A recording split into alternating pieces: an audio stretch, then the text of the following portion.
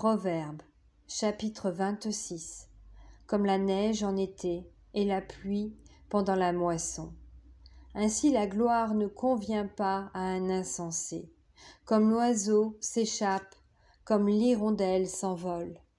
Ainsi la malédiction sans cause n'a point d'effet. Le fouet est pour le cheval et le morse pour l'âne et la verge pour le dos des insensés.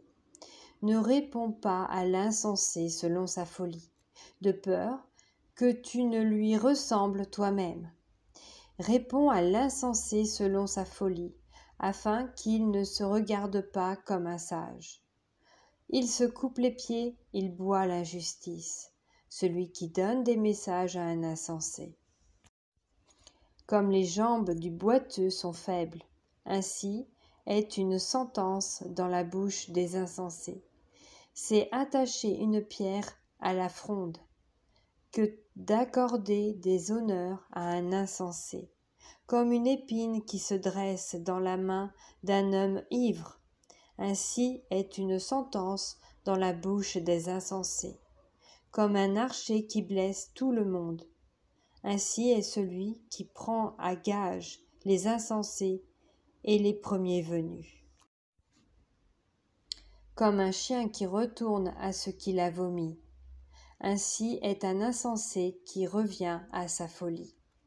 Si tu vois un homme qui se croit sage, il y a plus à espérer d'un insensé que de lui.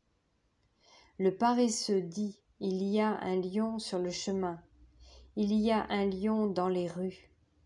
La porte tourne sur ses gonds, et le paresseux sur son lit. Le paresseux plonge sa main dans le plat.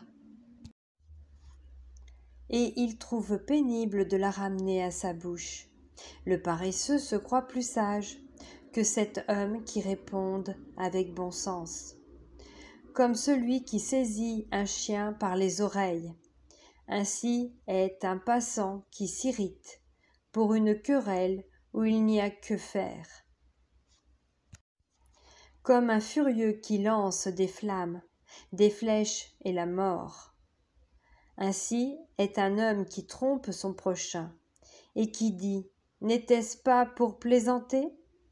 Faute de bois, le feu s'éteint, et quand il n'y a point de rapporteur, la querelle s'apaise. Le charbon produit un brasier et le bois du feu.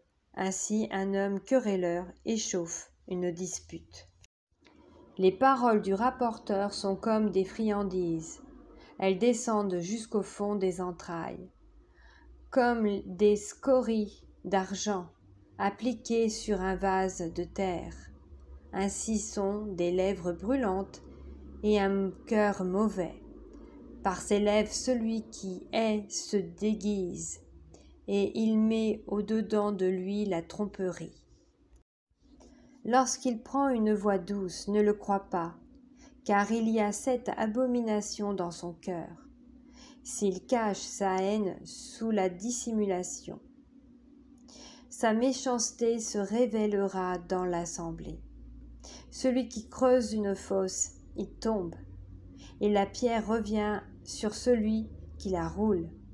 La langue fausse est ce qu'elle écrase, et la bouche flatteuse prépare la ruine.